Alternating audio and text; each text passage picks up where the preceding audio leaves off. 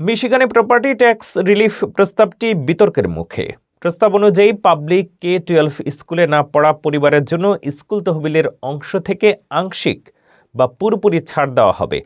সমর্থকরা এটি ন্যায্যতা আনবে বলছেন, কিন্তু শিক্ষক ও স্কুল সমর্থকরা বাজেটে ঘাটতি ও শিক্ষার মানে প্রভাবের আশঙ্কা প্রকাশ করেছেন।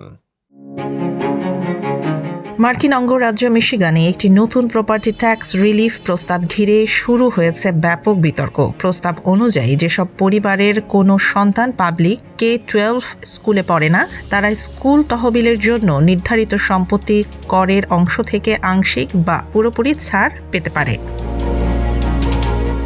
আইন প্রণেতাদের ভাষ্য, এই উদ্যোগের লক্ষ্য হল এমন পরিবারগুলোকে আর্থিক স্বস্তি দেয়া যারা সরাসরি পাবলিক স্কুল ব্যবস্থার সুবিধা গ্রহণ করছে না। প্রস্তাবটি ধাপে ধাপে কার্যকর করার কথা বলা হয়েছে।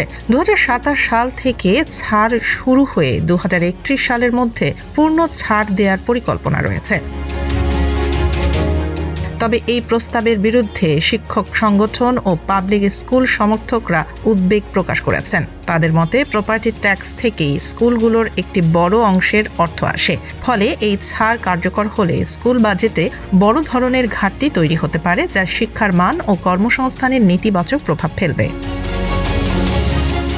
অন্যদিকে সমর্থকদের দাবি, বর্তমান কর কাঠামো অনেকের জন্য অন্যায্য এবং এই পরিবর্তন কর ব্যবস্থায় ন্যায্যতা ও ভারসাম্য আনবে। প্রস্তাবটি এখনও আইনসভায় আলোচনাধীন।